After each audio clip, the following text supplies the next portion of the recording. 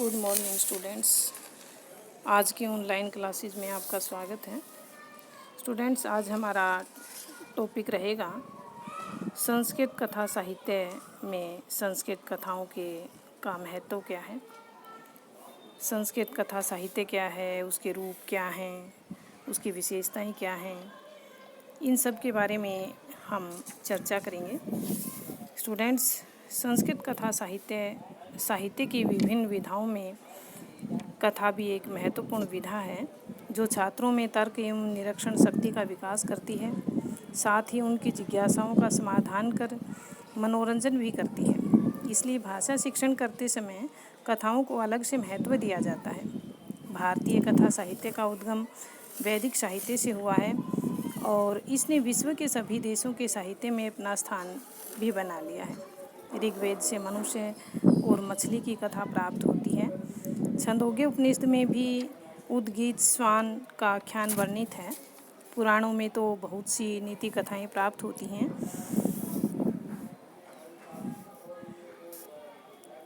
इससे स्पष्ट होता है कि ईसा पूर्व इनकी संख्या पर्याप्त थी और संस्कृत साहित्य में कथा के दो रूप माने गए हैं। पहला है आख्यायिका और दूसरा रूप माना गया है कथा। किंतु बाद में दंडी ने आख्यायिका और कथा के भेद को कृत्रिम मानकर उसे अस्वीकार कर दिया। उसके बाद कथा साहित्य को विषय वस्तु के आधार पर दो भागों में बांटा गया और वो दो भाग हैं स्टूडेंट्स, नीति कथा और लोक कथा। नीति कथा, इन कथाओं का विषय सदाचार, नैतिकता, राजनीति और व्यवहारिक ज्ञान है। इन कथाओं को उपदेश प्रधान माना जाता है और इनके पात्र पशु पक्षी होते हैं।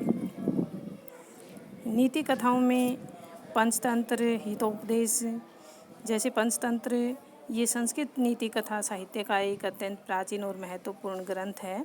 इसमें नीति की अत्यंत उपादेय, शिक्षाप्रद और मनोहर कहानियाँ हैं और इसमें 5 तंत्र हैं जैसे मित्र भेद, मित्र लाभ, संधि विग्रह, लब्ध प्राणास, अपरीक्षित कारक, ये 5 तंत्र माने गए हैं इसमें। और इस ग्रंथ का नाम पंचतंत्र है। पंचतंत्र की जो भाषा है वो है सरल और मुहावरेदार है। इसमें विषय के पूर्णतः अनुरूप है ये। इसमें गद्य सुबोध है और इसके जो वाक्य हैं वो छोटे छोटे हैं। वाक्य विन्यास में भी कठिनता नहीं है। इसके कथानक का वर्णन गद्य में किया गया है, किंतु इसकी उपदेशात्मक सूक्तियाँ पद्यों में हैं, जो प्राचीन ग्रंथों महाभारत एवं जातक आदि से संग्रहित की गई हैं। पंचतंत्र का अनुवाद प्राय 50 से अधिक भाषाओं में किया जा चुका है। हितोपदेश, जो नीति कथा का दूसरा ग्रंथ है, ये पंचतंत्र के बाद हितोपदेश का स्थान आता है। इस ग्रंथ के रचयिता रहे हैं नारायण पंडित जी, जिनके आश्रयदाता धवलचंद्र बंगाल के कोई राजा थे और इस ग्रंथ का आधार पंचतंत्र है। इसकी भाषा पंचतंत्र से भी आसान है।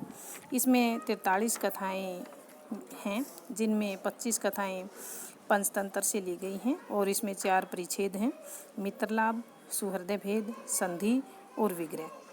इसमें से प्रथम दोनों तंत्रों का आधार पंचतंत्र ही है। यहाँ 679 नीति विषयक पद्य उद्धृत इसमें किए गए हैं और ये पद प्राचीन नीति ग्रंथों से लिए गए हैं। इस ग्रंथ का प्रचार भारतवर्ष में पंचतंत्र से कहीं अधिक है। स्टूडेंट्स, ये था नीति कथा, जो साहित्य की विषय वस्तु के आधार पर जिसके 2 भाग किए गए थे। अब है लोक कथा। लोक कथा संस्कृत साहित्य में मनोरंजनात्मक लोक कथाओं का अस्तित्व बहुत प्राचीन रूप से मिलता है और ये सभी लोक कथाएँ कल्पना प्रधान हैं। ये मनुष्य मात्र के जीवन से अंशुत ही नहीं, अनुप्रमाणित भी हैं। और इसी लोक कथा में बृहत कथा, लोक कथाओं का प्राचीनतम संग्रह बृहत कथा है, जिसका समय प्रथम या द्वितीय शताब्दी ईस्वी में माना गया है और ये पैशाची प्राकृत भाषा में है। यह आज उपलब्ध नहीं है। बृहत कथा मंजरी। इस ग्रंथ के रचयिता रहे हैं अक्षमेंद्र, जो कश्मीर के राजा आनंद के आश्रित थे, और इस ग्रंथ का समय 11वीं शताब्दी माना गया है। उसमें 7500 श्लोक हैं, 7500, और ये बृहत कथा का संक्षिप्त रूप है। परंतु इसमें कथानक में स्पष्टता की मात्रा कम है और इसकी शैली प्रांजल एवं कवितापूर्ण रही है।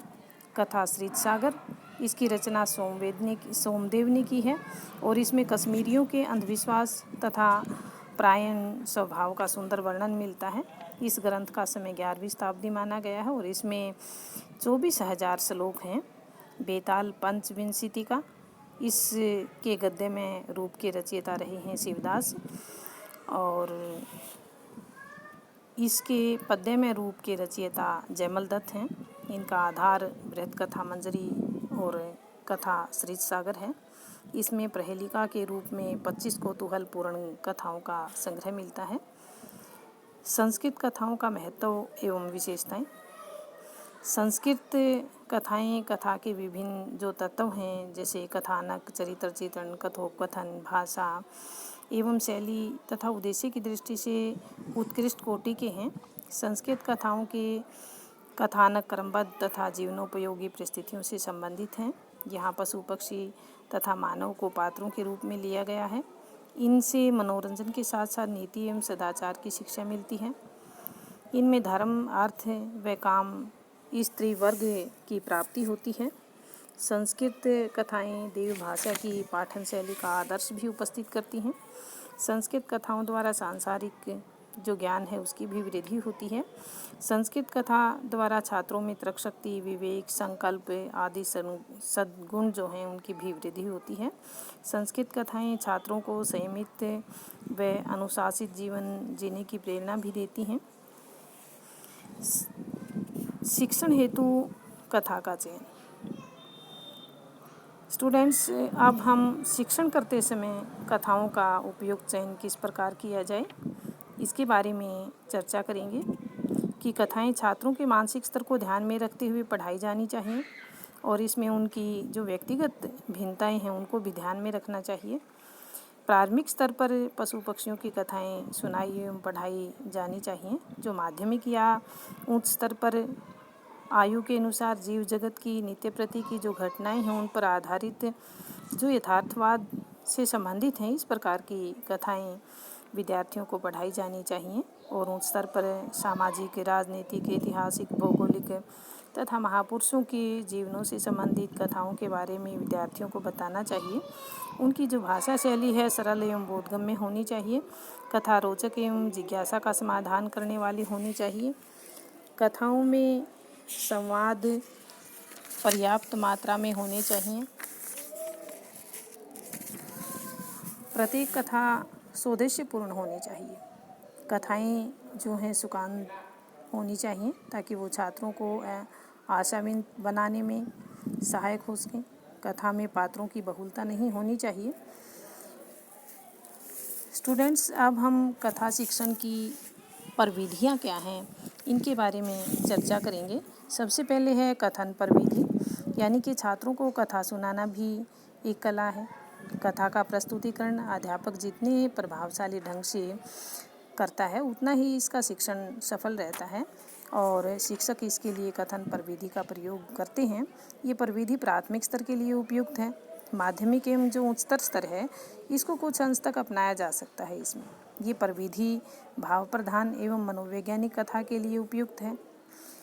दूसरी प्रविधि है चित्र प्रविधि, यानी कि अध्यापक कथा से संबंधित जो चित्र होते हैं उनको कर्म से कथन करते हुए इसका प्रदर्शन करता है और इससे कथा छात्रों के लिए बोधगम्य बन जाती है और अध्यापक द्वारा प्रदर्शित नूतन जो चित्र हैं वो कौतूहल उनका अंत तक बना रहता है और इसमें शिक्षक और छात्र दोनों सक्रिय रहते हैं और इससे छात्रों में कल्पना शक्ति का भी विकास होता है और उन्हें मौखिक अभिव्यक्ति का अवसर भी मिल जाता है। स्टूडेंट्स, तीसरी है प्रश्नोत्तर प्रविधि। इस प्रविधि में शिक्षक क्रमबद्ध ढंग से छोटे छोटे प्रश्न पूछता है और छात्र चित्र एवं कथन द्वारा समझे गए जो विषय हैं उनके आधार पर प्रश्नों के उत्तर देते हैं। और ये प्रविधि माध्यमिक एवं या उच्चतर दोनों स्तरों के लिए लाभदायक है। संवाद पर विधि, इस विधि में शिक्षक कथापात्रों के कथन पर छात्रों के साथ बातचीत करता है और छात्रों की सहायता से पूरी कथा कहता है। पात्रों के कथन को महत्व देने के कारण तथा छात्रों की प्रतिक्रिया बातचीत द्वारा जानने के कारण इसे संवाद पर विधि भी कहा जाता है। स्टूडेंट्स, आगे है कक्षा अभिनय पर विधि, यानी कि इसमें अध्यापक उचित हाव भाव सहित कथा का वाचन प्रस्तुत करता है और छात्र अलग अलग पात्रों के अनुसार खड़ा करके वाचन करने का आदेश भी अध्यापक बीच बीच में छात्रों को देता रहता है। जिन कथाओं में संवाद अधिक होते हैं उनके लिए ये प्रविधि सर्वाधिक उपयुक्त मानी गई है। गहन अध्ययन प्रविधि, इस प्रविधि से कथा में आए कठिन शब्द, नए विचार, मुहावरे, लोकोक्ति आदि की समुचित व्याख्या करते हुए पढ़ाया जाता है और इस कथा के कथन, संदेश, उपदेश, निर्देश, दर्शन, कथा की अन्य जो कथाओं के संदर्भ में साहित्यिक तुलना है और समीक्षा के अनेकानेक पहलू हैं, उन पर भी विचार किया जाता है। स्टूडेंट्स, अब हम कक्षा शिक्षण के सोपानों के बारे में चर्चा करेंगे कि कक्षा शिक्षण के सोपान क्या हैं। सबसे प्रथम है सामान्य उद्देश्य, कि इसके अंतर्गत अध्यापक कक्षा शिक्षण के सामान्य उद्देश्य निर्धारित करेगा और छात्रों की कल्पना शक्ति का विकास करना तथा कक्षा शिक्षण का एक सामान्य उद्देश्य भी हो सकता है। विशिष्ट उद्देश्य, इसमें अध्यापक छात्रों के सम्मुख उस विशिष्ट उद्देश्य को रखेगा जिस उद्देश्य को ध्यान में रखकर वह कथा अध्यापक के द्वारा पढ़ाई गई है। सहायक सामग्री, इसमें श्यामपट्ट पर लिखित कथा या पाठ्य पुस्तक सहायक सामग्री के रूप में प्रस्तुत की जाती है। पूर्व ज्ञान, अध्यापक कथा से संबंधित कुछ प्रश्न करके छात्रों के पूर्व ज्ञान का निरीक्षण करता है। अध्यापक का जो भी विषय होता है उससे संबंधित बातें छात्रों के साथ साझा करता है। प्रस्तावना, संस्कृत कथा का आरंभ करने से पूर्व ये सोपान होता है और इसमें छात्रों के पूर्व पठित पाठ का नवीन पाठ से संबंध स्थापित किया जाता है। उद्देश्य कथन, प्रस्तावना के बाद अध्यापक कथा का उद्देश्य कथन करना है कि वह छात्रों को कहता है कि आज हम अमुक कथा को पढ़ेंगे और जिससे अमुक शिक्षा प्राप्त होती है। प्रस्तुतिकरण, और इसमें अध्यापक कथा का वाचन करना प्रारंभ करेगा। बोध प्रश्न, इसमें प्रमुख विषयों से संबंधित प्रश्न अध्यापक के द्वारा पूछे जाएंगे। शुद्धोच्चारण, इसमें छात्रों को शुद्ध उच्चारण करने के लिए अध्यापक द्वारा प्रेरित किया जाएगा। मूल्यांकन, कथा शिक्षण के उपरांत अध्यापक छात्रों के बोध या ज्ञान का मूल्यांकन करेगा। गृह कार्य, छात्रों ने कक्षा में जो कथा पढ़ी है उससे संबंधित कार्य घर पर करने के लिए उनको कहा जाएगा। अब स्टूडेंट्स, हम कक्षा शिक्षण के लिए ध्यान रखने योग्य किस प्रकार के बिंदु हैं जिनको ध्यान में रखते हुए कथा की पूर्ण तैयारी एक अध्यापक के द्वारा की जाए। सबसे पहले है कि कथा सुनाने से पहले शिक्षक को उसकी पूर्ण तैयारी कर लेनी चाहिए जिसे वह बीच बीच में भूले नहीं, और कथा का जो पंक्तिशः वाचन है वो न करके उसे अपने शब्दों में छात्रों के समक्ष प्रस्तुत करना चाहिए। शिक्षक द्वारा कथा को दक्षित होकर सुनाया जाना चाहिए और उसे कथा पूर्णतः हाव भाव सहित कक्षा में प्रस्तुत करनी चाहिए, क्योंकि इसके हाव भाव सहित जब एक अध्यापक प्राथमिक स्तर पर इस प्रकार की कहानी सुनाता है तो बच्चे और भी जागरूक हो जाते हैं और अध्यापक की बात को बड़े ध्यान से लक्षित होकर सुनते हैं। कथा को कहते हुए प्रसंगानुसार स्वर में आवश्यक परिवर्तन भी किया जाना चाहिए।